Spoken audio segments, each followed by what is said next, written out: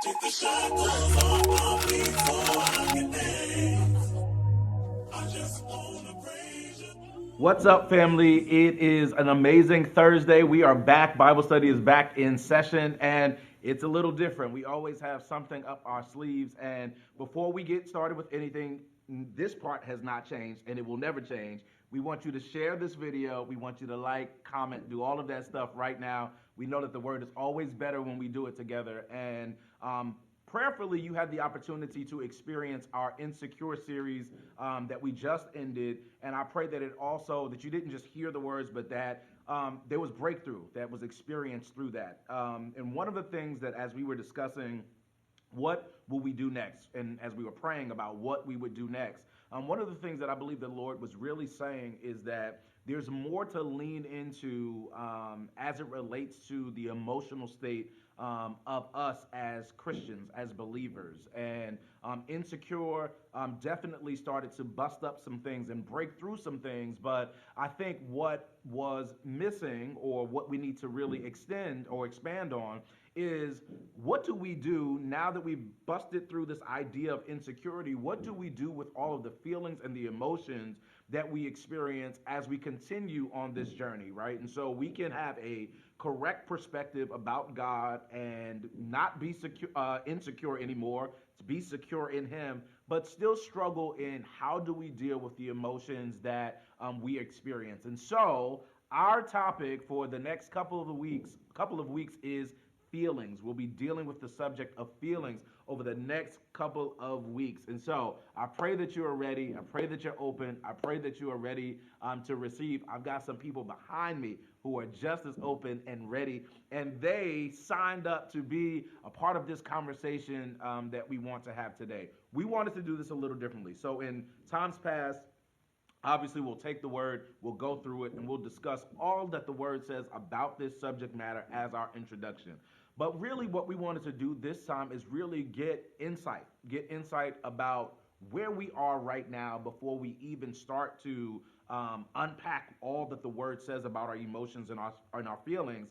Where are we? So this is a location check, and we've got some amazing people who will be brave enough to share their perspective on some things that we will talk about tonight. And I pray that you are hearing them, but I pray that you also are asking and answering these questions for yourselves. You can actually also answer these questions in the comment section if you so choose. We invite you to give your perspective on these questions as well. And so right away, I want to jump into this question that maybe is simple, maybe it's not, right? When you hear the word emotion, what's the first thing that you think of? When you hear the word emotion, what is the first thing that you think of? That is our opening question for tonight.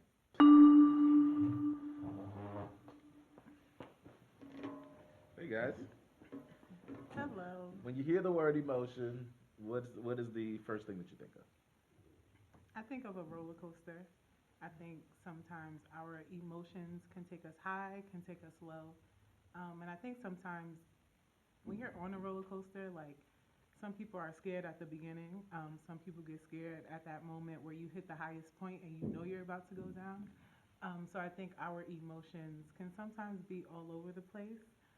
But I think there's still truth in the way that we feel in those moments. Hmm.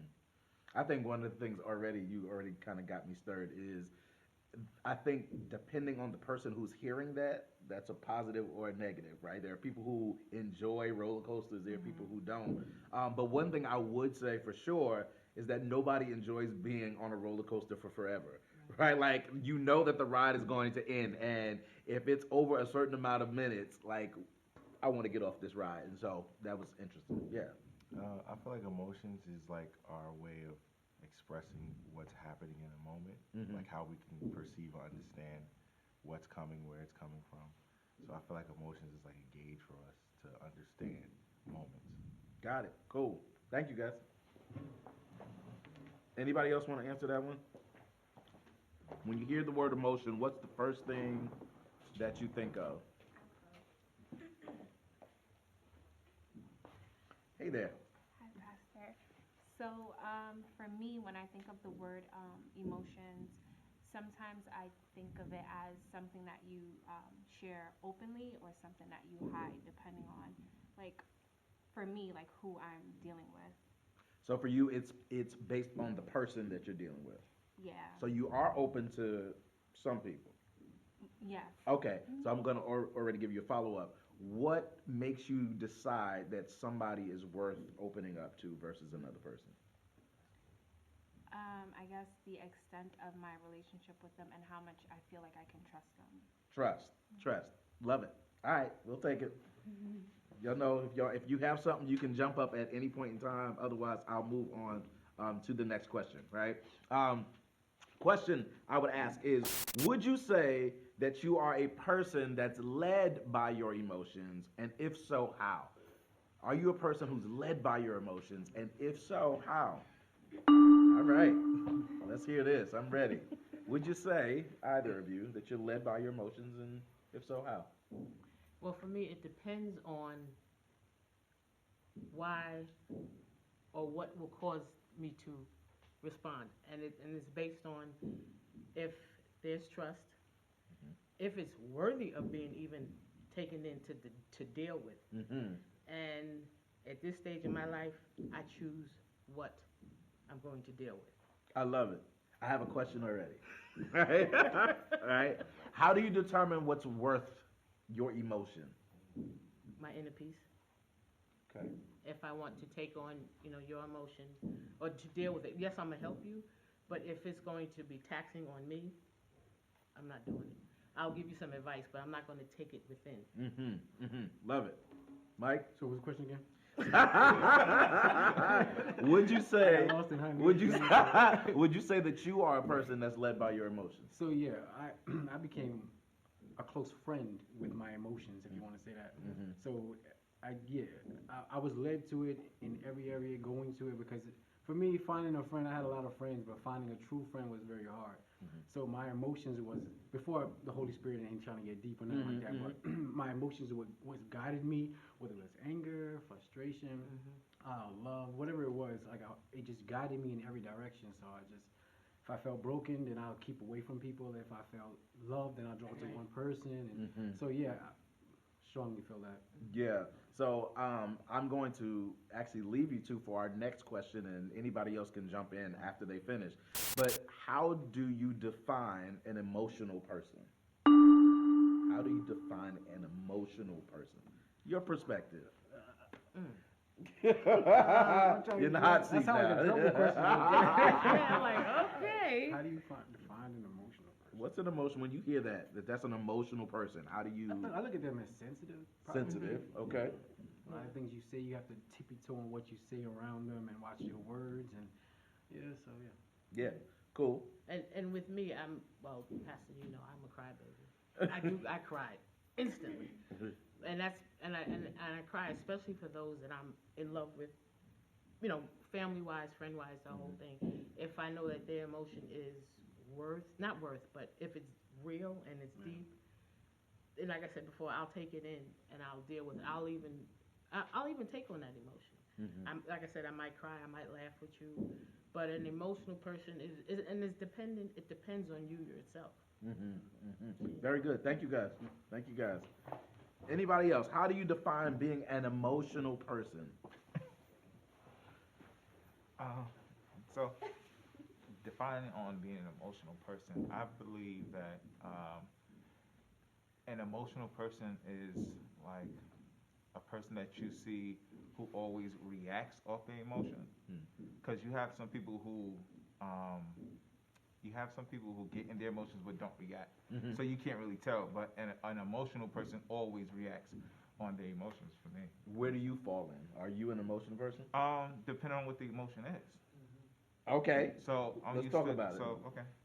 So I'm used to reacting off certain emotions like anger, that stuff that I was comfortable with reacting to. Like sometimes like reacting out of sensitiveness wasn't really my thing. It's not my thing. So like I'm comfortable. Used to be comfortable reacting out of anger. So that's the only time you will see me act out in emotions is when I deal with anger. So why? And anybody wants to jump in on this, you can always jump in that second seat. But why do you think that anger was an emotion that you were able to gravitate to easily, as opposed to some of the other ones?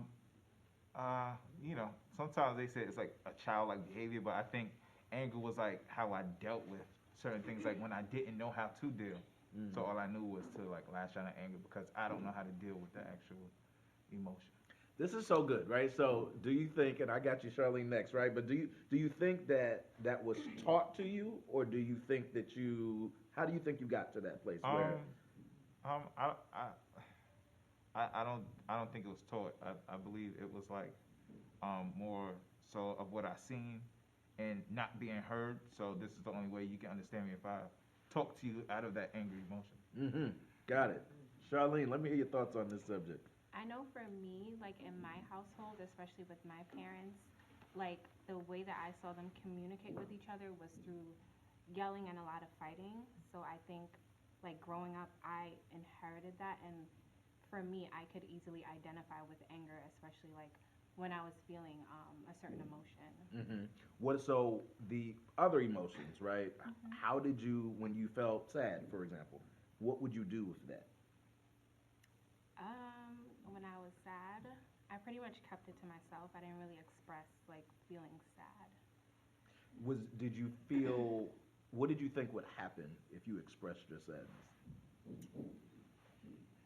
I thought for me, like it wouldn't Coming matter. to you with that too. Mm-hmm. You thought it wouldn't matter. Yeah, I didn't think it would matter, Okay. so I never really expressed it. Gotcha. Because in my household, so my parents are Caribbean, we're Jamaican, and we didn't really like grow up sharing our feelings in our home. Mm-hmm. Mm-hmm. Yeah. Well, for me, growing up in the environment that I grew up in, I think like sadness. What was the question? Say it one Like more time. what? Like how? So really, the question is, you anger is easy. Uh-huh. What did you think would happen if you expressed sadness? When with me when I express sadness, I either isolate myself. Well, that's one thing I do. Mhm. I've done is isolate myself, and when it comes to actually showing the emotion of sadness, me being in the environment that I was in, I think it was always like a sign of weakness, Yeah. and and you'll be labeled emotional. Mm-hmm. Mm-hmm. So And that's the problem. And that's the problem. Got it. Thank you, guys. Thank you. All right. So I think that we've talked about how we've talked about anger, sadness. We've introduced some concepts in here, and I think that we've all kind of already seen that sometimes these expressions can be unhealthy, or they can lean to just one side over the other. And so the question is, how do you think that that has played out in your relationships with others? So your ability or inability to express your emotions, how has that played out in your relationships with others?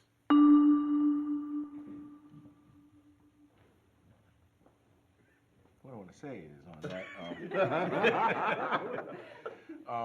So I know for me, like even like in my marriage, um, if I'm just using that as an example, like my wife has learned how to deal with me by not really expressing because when I'm like Kel, like the only emotion that I would really express is anger and like my being dissatisfied with something. Mm-hmm.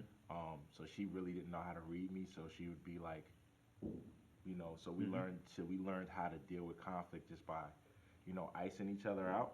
Mm-hmm. But it was a behavior she learned how to deal with me because when I've gotten angry, I felt like I don't want to talk about it because I don't want to say the wrong thing, Mm-hmm. so I'm just going to keep my mouth shut Yeah. and deal with it internally. Yeah. And so people actually learn how to. I found that people actually learn how to deal with you by how you respond in your emotions. So they just kind of like, well, I know he's like that, so I'm gonna just isolate. Yeah. How did that work out for you? Right. So what is the result of you kind of shutting down? Because that's really what it is. What was the result of that? I found that I ended up taking away her ability to express because of my inability to express. Mm-hmm. So it actually perpetuated in her. We came to find out that she's very like I didn't really have a voice. Mm-hmm. So when me not telling her she had a voice, like I mean, I always would tell her, but because of the way I responded, she didn't want to go. She didn't want to experience what would happen if I did speak up. Yeah. Not that I was like beating on her or anything like that, but you know, just like knowing like she's seen me suppress stuff, and then a feather would fly by, and I'm like, "Rah!" So she's like, look at the feather. so she's like, nope, I'm not even gonna say it because he's been quiet too long, and if I say it, can you pick up that piece of paper off the floor? Yeah. It's gonna be, you always ask me to do something. You Right. So which is not about the right, paper. but it's not about the paper. Yeah. But it taught me and taught us to be more, to communicate what we feel more, and that it's not a sin to have feelings. Because I grew up in a family where it was like, stop all that crying. You don't cry. You better stop all that crying. So I give you something to cry right. about. And so it's like my mom, my grandfather, like Yeah. we came up pretty hard. So it's like, you know, learning how to deal with my feelings, noticing that if I only react, the one feeling that I give into, which is anger, I realized what helped me like get over that was realizing that it controls somebody else's ability to express. I want to go back to something that I asked earlier. Why was anger an acceptable emotion? I think, you know, feeling like, I guess like being domesticated by experiences of childhood for me, like being picked on, and because I was a weird kid, so I would be bullied a lot. And then when I got older, I got to a point where I was like, nobody's gonna bully me. And so I went through like this phase in teenage years of like having a bad temper, where it was like, I'm just going, anybody that think they just gonna say whatever, it's gonna be on a popping. You know what I'm saying? So it was like then looking for opportunities, like looking like, you know, like looking for. You got something to say? You're looking at me too long, bro. Like, you know, I was really like that, and it was weird. It was crazy because my friends would be like, "Yo, bro, it's 60 of them, and you're the only one. Right. Like, you ain't gonna be saying, you know." So like being like that attributed to it, and then like of course growing up with like my grandfather's from the South, so it was like men in the Dent family did not emote in a way that was like crying or weeping or being sad. It's like, this is life. This is what life gives you. So you're gonna stand up, be a man, and face it. Right. You know. So it was like having that, and then my mom, like her being a single mom and raising us, she wanted to kind of like, she overcompensated by being very rough with us. Yeah. So it was like having all of those sensory overloads of, I just repeated it. Yeah. So it's like, even now, like even in how I am, I'm very like militant, but that's not because I woke up one day and said, I'm gonna be militant. It's like a lot of like stone face hard, don't let them see you sweat, don't, you know, like be hard on them, be stern, don't be, you know, so I developed that as a part of my character. Yeah, good stuff. I'd love to hear from somebody else about this question, right? How do your emotions affect your relationships? How does that work for you?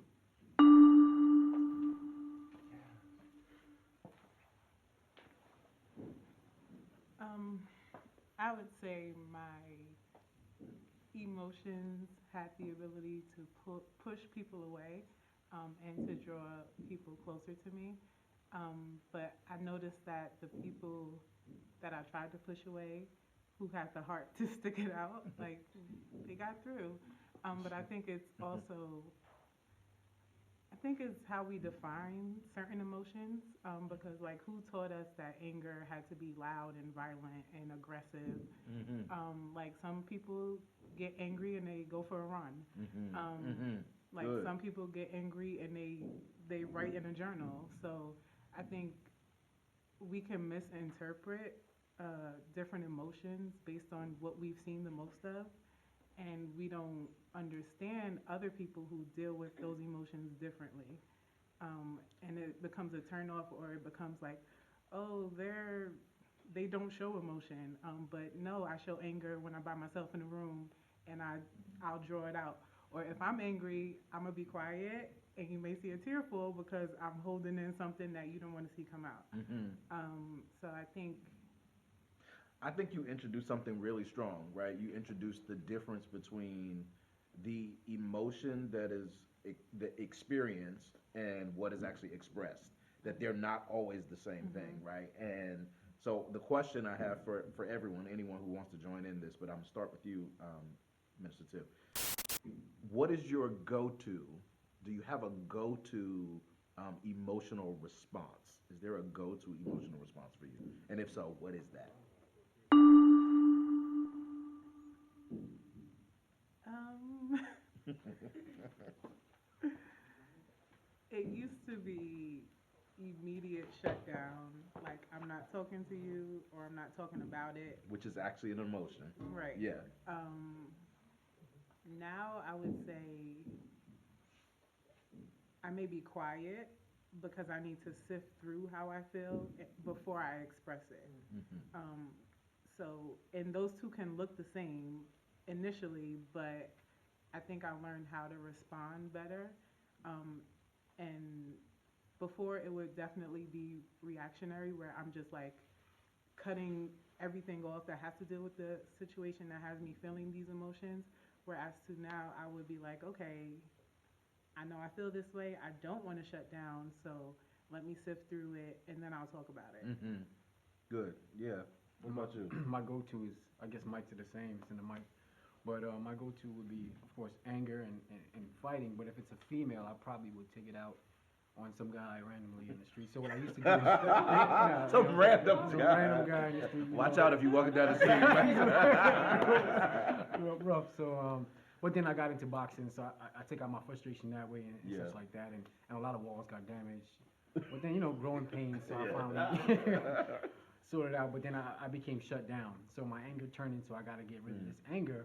So I got deliverance from that, actually, because I just couldn't take it anymore. But then it went into shutdown.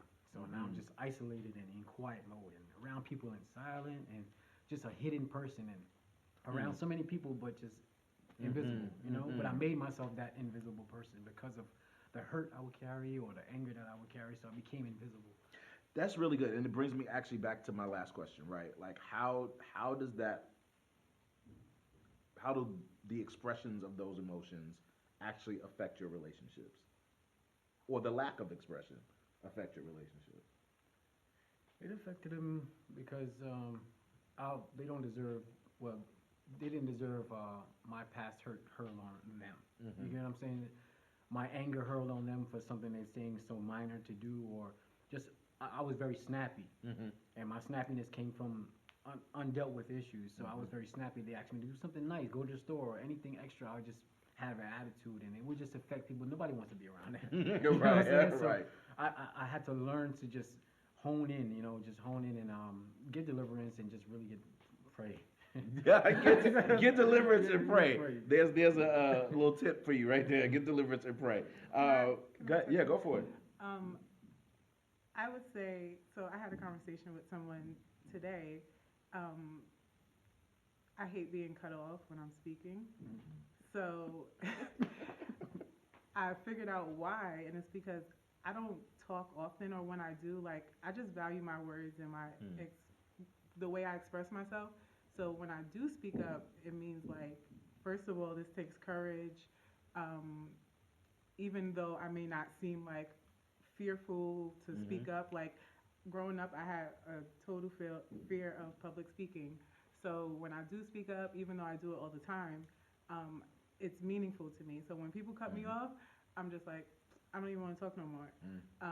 So that goes back to, like, I had to not just say I don't have anything to say, but let them know, okay, when you cut me off, this is how it makes me feel. It makes me feel insignificant. It makes me feel like my words don't matter. So, or what you had to say is more important than what I had to say in a moment. Yeah, that's good. While I have you guys, I'm not going to let you go, and this is going to be to whoever's behind me as well. Do you believe, I think I'm using it because of who's sitting here, male and female, do you believe that gender and or age affects how we view emotions or how we display our emotions? It's gonna be biased, but I do think gender plays a role. It plays a role, and age, yeah. What does that look like? Because of so many experiences that you went through your past, you got school, you got family, you got so many things you have to go through. So by the time you become a certain age, your tolerance just gets lower and lower and lower. So you see it as tolerance gets lower Yeah. by the time you get older. Yeah. Okay. I hear a chuckle back in the back. I would say yes, but I would also say no, because I think it's how we grow up. I think it's the environments we grow up in and what's taught to us. So if you have people at a young age who teach you, it's okay to feel what you feel, male or female, I think people around us shape us. Like even little kids, like if we tell them, oh, you can't feel that way, boys, you can't feel that way because you're a boy, you're supposed to feel this way, or you're not supposed to cry, like they're gonna grow up thinking, okay, I can't cry. Crying is for girls. So I think yes, it has to do with gender because that's what's being taught, but it's really not a gender thing. Yeah. What about age? Um, I think it's less about age, more about maturity. Um, because you could be 60 years old and still not know how to deal with your emotions. So I think it's you maturing and learning how to deal with it versus like it being a number that you are. Like I know 10-year-olds who deal with emotions better than 40-year-olds because they've learned that they can express themselves or how to express themselves at an early age. Yeah, love it. Let's get somebody else. Anybody who wants to talk about this? How does gender and age affect how you deal with your emotions?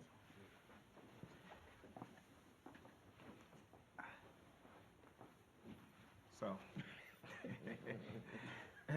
for your first question, it's crazy because I just had this conversation with the young men at my job because he had a staff member who actually made the comment that emotions are for females, and then I had to kind of correct him, and I was like, I believe that's the problem nowadays because we've been taught this for so long.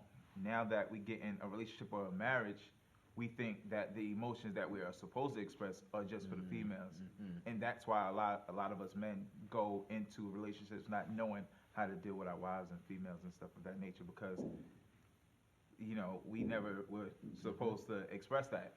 So I had to tell the young men like, no, that's incorrect. Like feeling like emotions is not gender based. Yeah. Like it's just how we feel.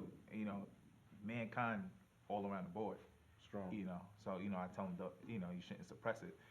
As far as the age thing, I think age plays a big part in it because throughout your life, from the time you were born to about 50, 60, or whatever age you are, you go through a bunch of different traumas.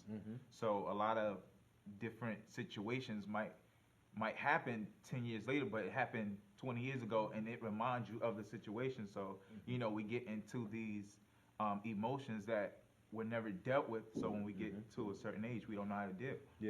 Yeah, we got history with it. We have history with it. Yeah. So I believe if you never get help for it, it becomes a problem, even to when you're the age of 30, 40 years old. Because, even me, like, when I see the young men get and go into a rage, it reminds reminds them of me.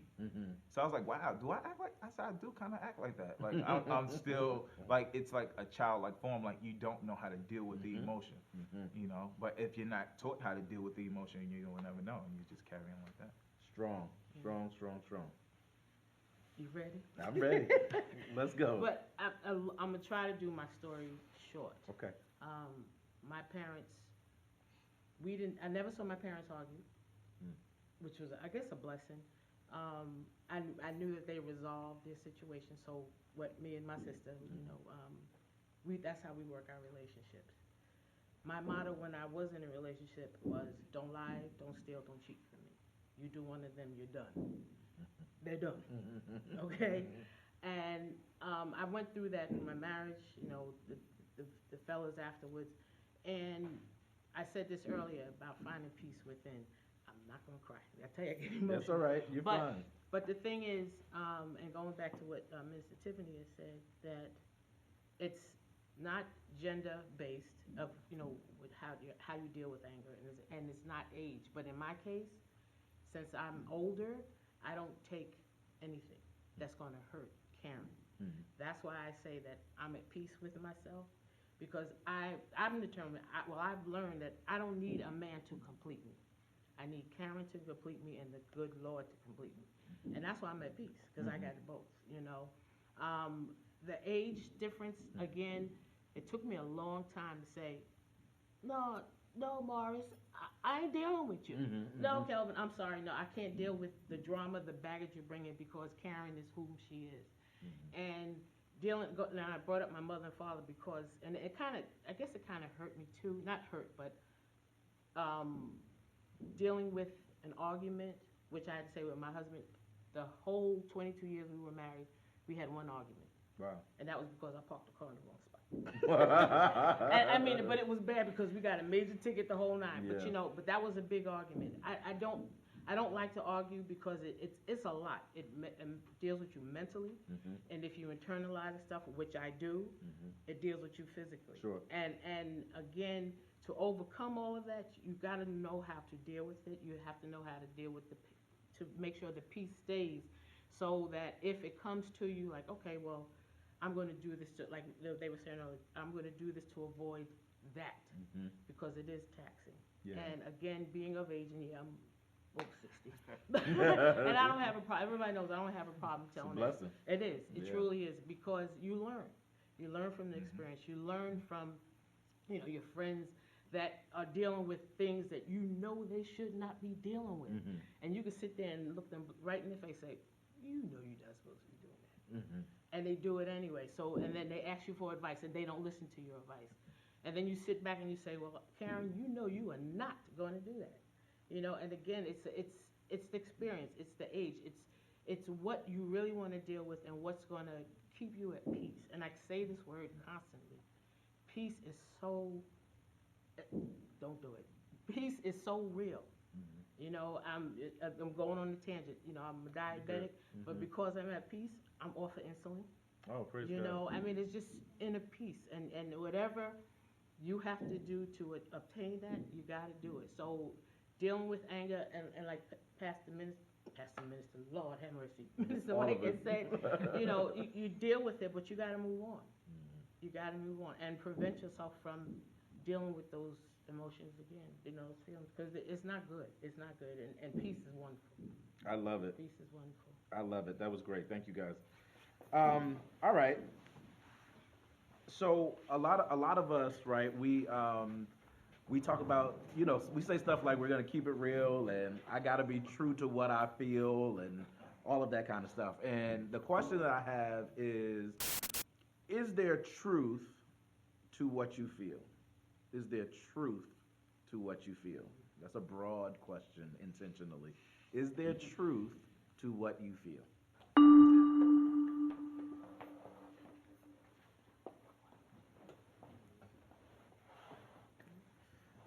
Hi, guys. Hey. I would say yes, there's truth to what we feel, but I think we get stuck in the emotional part of it, or the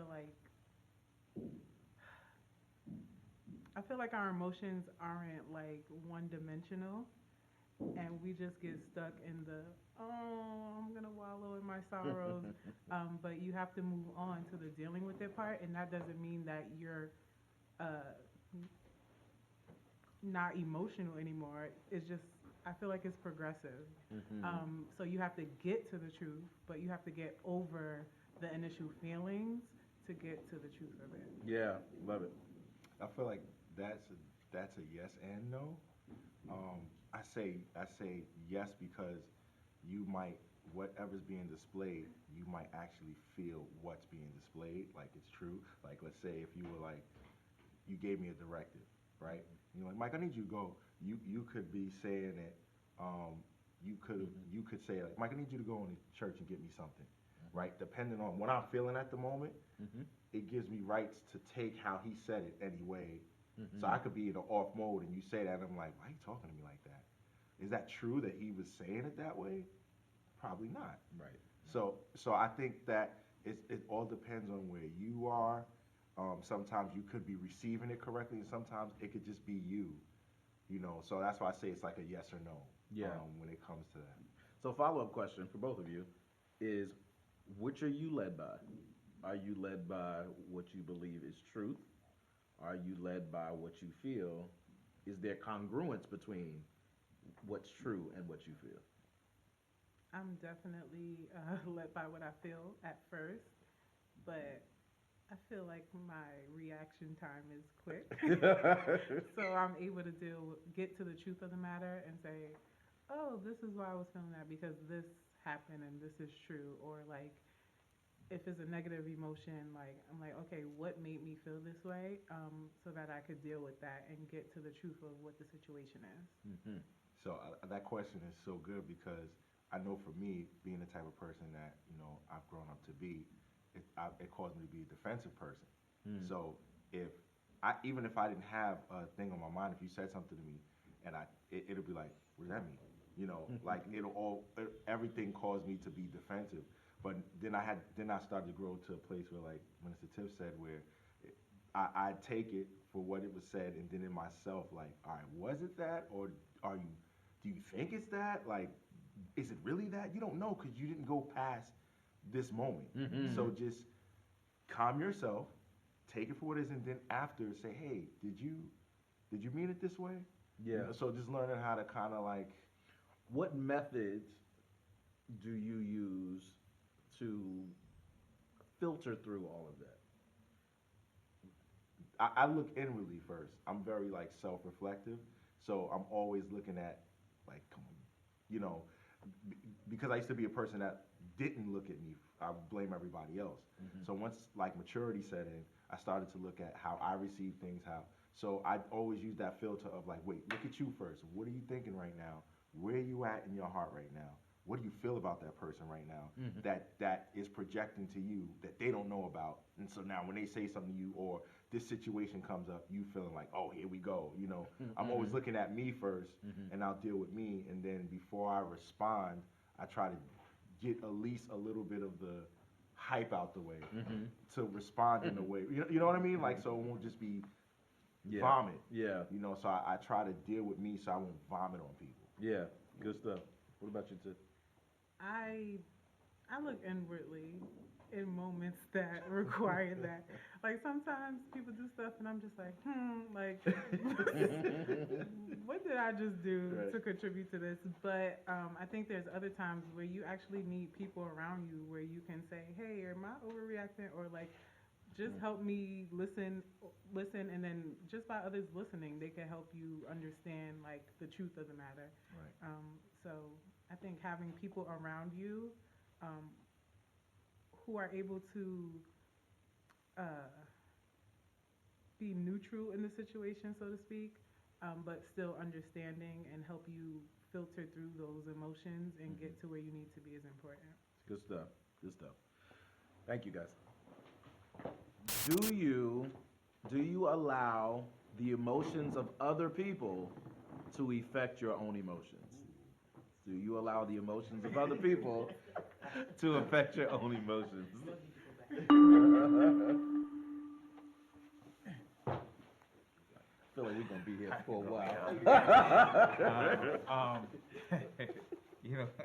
It's crazy. A lot of times I do self-reflecting, like Mike Dent was saying, and sometimes, or a lot of times, I feel that it depends on the emotion that can affect my emotion.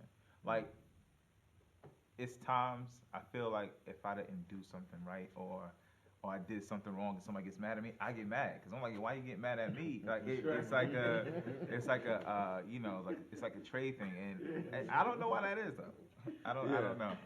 That's just an emotion that I need to figure out. So what emotions don't affect you? I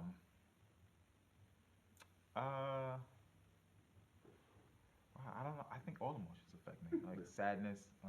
I think all emotions affect me because I think I'm more of like a self-caring person for another. Mm-hmm. So that's how I believe it affects me. Because if I don't care about you, I won't be affected by the emotion. Yeah, I'm with it. Somebody else join this. I want to stay on this one because I think this is a big one for people, right? How do the emotions of other people affect your emotions, or do they?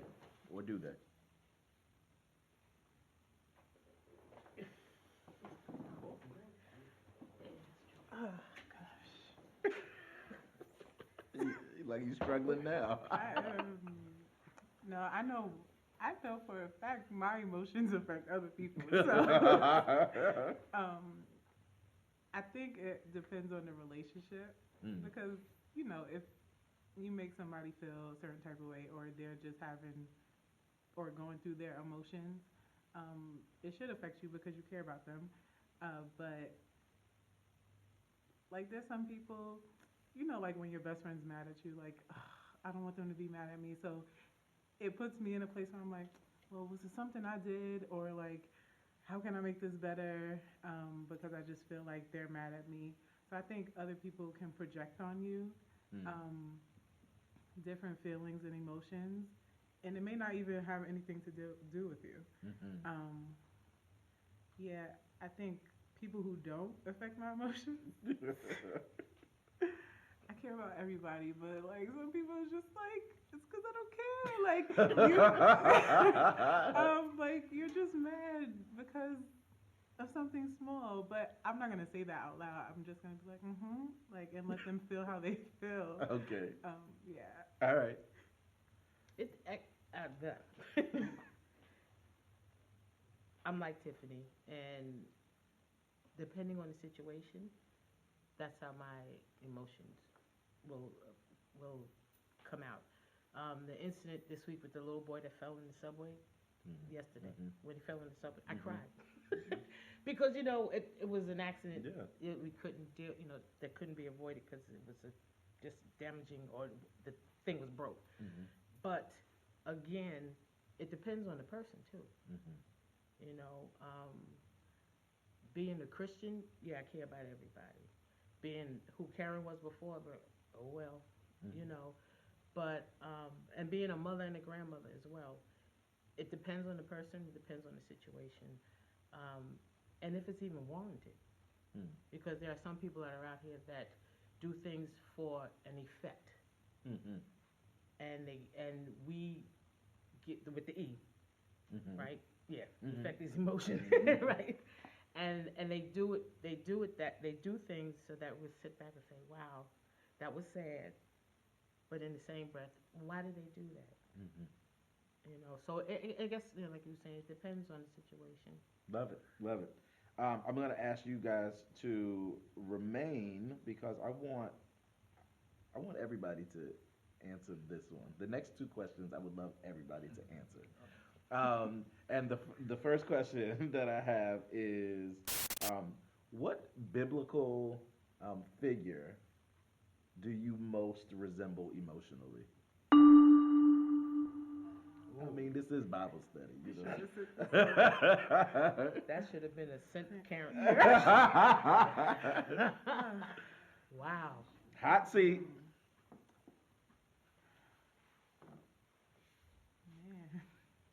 Man. Got him. Yeah, you did. So I'm gonna just say, for the sake of time, I agree. Oh, what? Whatever she said. no, not whatever I said. I would Oh, say wow. Paul, and I'm just specifically thinking of Paul in jail, because like being in a jail cell, being in a box, like that's what I picture myself. Like it's just me left to deal with my feelings, and how I deal with them when I'm by myself is important. So we see how many letters Paul wrote, and he could have had different emotions attached to each one of those letters, which he did. But we didn't really see those emotions displayed how we think they should have been displayed. So people, and I've received letters from people in jail, and I'm like, oh, they seem at peace. When they weren't in jail, like it seemed like they weren't.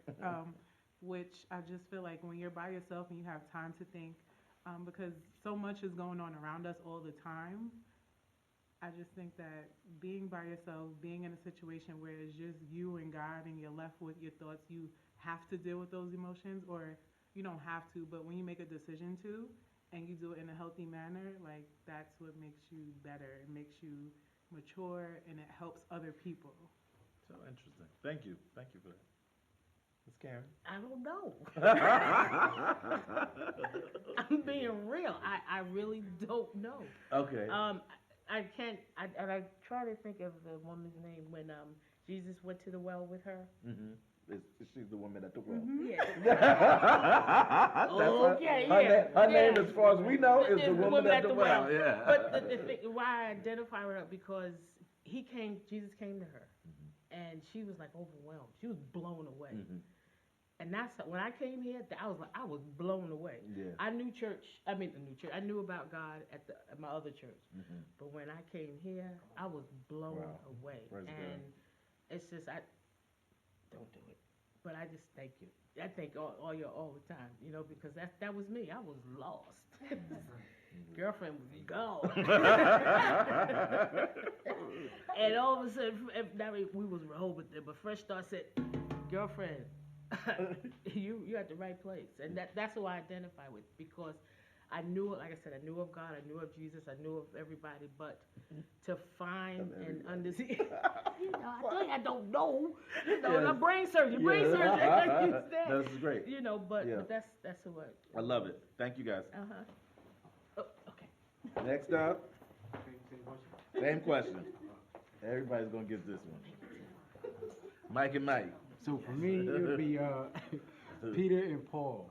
Both of them. Both of them. Multiple Paul was- personalities. Okay. Paul was stubborn, you know what I'm saying? He knew what he knew, and nobody can change his mind. He was just gung-ho. That's that part in the transition, etc. But Peter more so because, I mean, come on, he cut the guy's ear off, and he was always quick to talk when it wasn't time to talk, and it was like, you are the Most High God, and then all of a sudden, get thee behind me, Satan. Like, he just, on the Mount of Transfiguration, Yeah. he just always was quick to talk before thinking a lot of times, and that'll be me. So I see myself in Paul and Peter. Love that. Love that. I got multiple personalities. You got as well. multiple too? Yeah. Deliverance is available. Yeah, I know. Like, I'm gonna say David, I'm Mary Magdalene, and I'll tell you why. That's a combo right there. And James. Okay. Like I say James.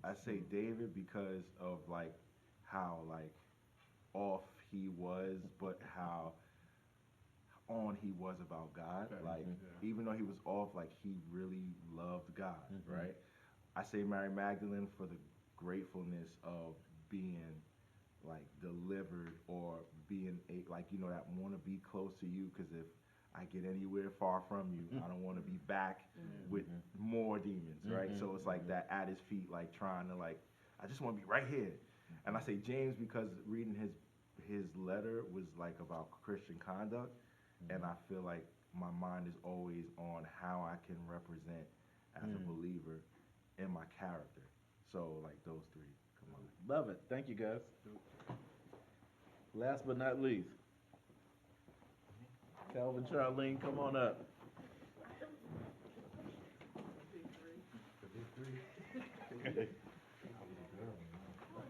I don't know. I don't know. Let's take a stab. There's no right or wrong to this. So I don't know all the people in the Bible like you guys Me neither. do. But I don't know all of them neither. okay, I'm gonna pick. I would say Jonah, because I'm always running from something. Yeah, like I'm scared to face situations, especially like if I don't, or if I can't predict the outcome. So I'm just like, no, I'm not gonna do it. That's actually really good. Yeah. So I want to say Saul and Paul. Saul Paul. Yeah. Wow. I think that best describes me from my transformation, from how he was when he was vindictive to Christians, and then he flipped after Jesus had spoke to him, and then he started actually saving Christians. So I think I think Saul was me then, and Paul is me now. Speak over yourself, man. Yeah, God. that's good. I'll take it. That was real. That was real good to me. So while y'all are here, I'm going to ask our final question that everyone's going to answer, and that really is about, after all of this, what do you personally believe that God is trying to speak to you about your emotions in this moment? To face them and learn how to properly deal with them instead of running from how I feel. Love it. I would say the same, to actually not just get over the feelings, but to actually deal with it. To actually be free from it. So whenever I do experience these emotions, they don't affect other people. Like it doesn't what's the word I'm looking for? Offend other people, and to keep it monitored. So when I do show anger, or when I do get to that point, it won't affect people from actually helping me and get through whatever I'm getting through. Because a lot of times when you actually show those feelings towards people, it's like, well, instead of us going to a psychiatrist like we normally do, we have friends and family that will help us, but it won't allow. It feels our emotions won't allow them to help us, because we got to be on the edge with them and stuff like that, or with us. Yeah, love it. Thank you, guys. Appreciate you. Same question. Mike and Tiff, what do you think that the Lord is speaking to you about? What does He want to tell you about your emotions? What do you have to learn? For me, I would say feel what you feel, but remember what I said. I think sometimes we stop feeling because of what other people are going to say, and we say things like, "Oh, I'm not gonna cry," but like, why not? Or we just refrain from being emotional because we think it's going to be taken the wrong way. But we're not responsible for how other people perceive how we feel, but we are responsible for how we react to it and the truth that we get to from it. And we know that the truth is only what God says. Love it. Very good. Can you repeat the question one more time, please? Yeah. Yes, sir. I got lost in what she was What do you believe that the Lord is speaking to you personally about your emotions and? So what I believe that He's well, now I know, because our experiences and things that we go through, of course, is God allows it. So I feel that I had to know God for myself, so to speak. So I strongly believe the things that I went through. How would I know that He is a person that I can lean on? Holy Spirit is our comforter, and how would I know that He's the one that I can run to in my sorrowful times? And who can be my? No, there's nobody in my circle because I drifted away from everyone. So how can I know that I can lean on God for sure? So I think my experience was God drawing me to know Him in a deeper way. But not only that, because that experience draws me to know Him in a deeper way, but for me to allow someone else to hear and experience, or at least to hear what God has brought me through. That's our testimony, right? So He allows me to get a testimony of who He truly is, reveals Himself to me through my situations, that I can help somebody else. And I know where to run to when I'm in sorrow. So I'm no longer in that old person I used to be because of Him. Nothing that I've done, no deliverance, of course. You need that somewhere. But I know where to run to. Genuinely, not just saying it, no church, but I really know where to go to. Where in prayer, just out, worship out. That's what really does it for me. Nothing else. Yeah, love it. Thank you, guys. Appreciate you. Last but not least, Yes.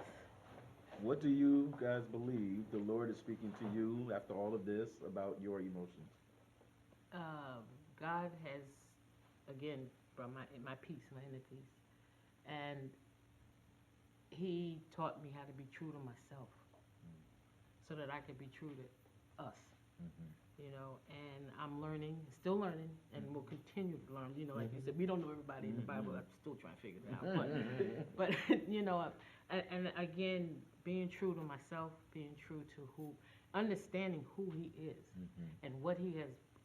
Well, to those I've been through, like I said, the brain surgery, the whole nine. I've been through a lot, and I'm only but grateful, and thankful for what He has brought me through. And again, giving praise to fresh Karen, don't cry, fresh start. But and the whole thing of finding God, understanding, loving y'all, and being true to myself, and that peace. That's the whole thing. And I thank you. Thank everybody. Thank you. Thank you. For me, literally in this season, it's about since it's about building community. It's when my emotions come upon me, speak it to. I have a circle of people that work with me that I speak it to, and being able to hear if I'm interpreting it wrong or right, and then also allowing myself to feel so that I can testify to others, right? So I want to be able to touch your sadness, feel your joy, cry with you and not be like, what you crying for? You know, like, but being able to allow myself to. That just scared me. Right? Be truthful. Because I used to be like, I used to, It's a lot. like, I used to feel that and then be like, no, you shouldn't be crying. You have to have the joy. Yeah. You know? But now, like, really allow myself to be a part of emotions in a way where my response can actually be healing for someone. Yes. Yeah. Because they Yes. actually encounter somebody that can feel. You know, so it's a hard task, but I'm learning it, and I think it's great because people are actually starting to express more as I, as a leader, express. So they feel comfortable saying, oh, I felt this way. We bounce it off of each other. We come up with whatever the answer will be from just community, and then things are settled. So. Yeah, good. Thank you, guys. Appreciate you. And so, I hope, my prayer is that this stirred you all, that you were thinking about this, that you didn't just listen, but that you were even processing these questions for yourselves. I pray that you would even take it one step further, that you would take these questions and that you would actually have a dialogue with somebody, reach out to somebody that you know, reach out to a friend, reach out to a coworker, have a conversation about emotions, your emotional state and their emotional state. And my hope is that over the next couple of weeks, that we'll really get a well-rounded perspective about our emotions, but also, what does God say about our emotions? How does he tell us to handle our emotions? And my hope and prayer is that we wouldn't just be saved people, but that we'd be saved people who are free in our minds, bodies, and spirits. And so, tune in next week. We'll be back with you. Peace. Have a blessed night. Take the shackles off my feet so I can dance. I just wanna praise it felt really good to be around people and to talk about a common area that, you know, we don't always get to share. Just to hear different perspectives. I definitely grew in this amount of time. I have different ways to deal with things. It did trigger me to go back and look at the way I dealt with things, and even now how sometimes I miss the mark and I fall into certain emotions, like concerning the emotions that I deal with. It made me kind of like strategize on how I could better deal with and be more patient. So it was really good. I really enjoyed it. For me, it was very freeing. As I mentioned before, like, I'm a runner. I don't really speak about like things that I experience or what I go through. So this platform allowed me to be very open, vulnerable with my family, Fresh Start. It's definitely something I would do again, and I feel like it's the first step for me in really like learning how to deal with my emotions in a healthier way. It was invigorating.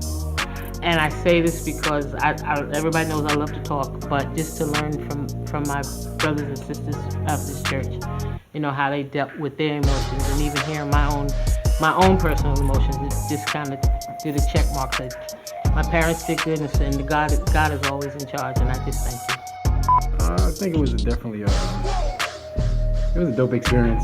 Something I'm not used to, but I love. You know, I like to watch podcast type stuff and meetings like that, so I enjoy it, but I don't like to be a part of it because, again, I'm a very, very private person. So I really don't talk about stuff. You talk about the Bible, I'll talk all day. You talk about anything like that, but when it comes to personal stuff, I'm shut in. But I really felt it was freeing. You know, if that's a lack of a better word, but it was very freeing tonight, and to be around everyone and just express it freely. So I really enjoyed it, and I was humbled being here, or being asked to come. I was very humbled. The experience was good. I liked the experience. It was something for me out of the box, because like I know a lot of people said it, but it was like something that was private to me. So actually becoming vulnerable to actually letting the people know how I deal with my emotion, and you know what an emotional person is, to me was, you know, it was different, you know, and I liked it. You know, I was nervous first coming up here, but it was healthy because I think a lot of what I expressed, I've never actually said out loud. So I think just having a platform and people to listen was healthy for me. And yeah, I liked it. I felt important, and that's a real emotion. I felt important because I know this is the first of many to come, and the church chose me, and I I thank y'all a lot. I feel like I was meant to be chosen because I feel like I've been needing to like deal with my emotions for a long time. But like I said before, I'm always running. So yeah, it felt really good. And even like on my way over here, I was like thinking of like all these, just to be honest, like excuses like, no, like you won't sound like everyone else, you can't do it. But like something in me just kept pushing forward, like, no, you should do it, like you need to do it, like this is like the start of something for me. Being chosen to do it, I really didn't know what I was coming to really do, but I really, like again, I said it was a humbling thing because I feel like anything with ministry, period, whether it's anything, it's a humbling thing to be asked, so I was really humbled to be a part of it. I was a nervous wreck because I'm like, I don't do it a lot. I don't do it at all. So when I got the text message, I'm like, nah, they probably made a mistake. Let me text her back and see if she talk about me. But yeah, it was, it feels really good.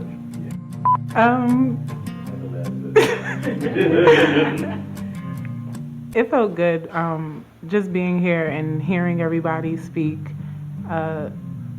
I think it helped me on my journey to being more compassionate, to understanding others. So I definitely was like Charlene, and I was like,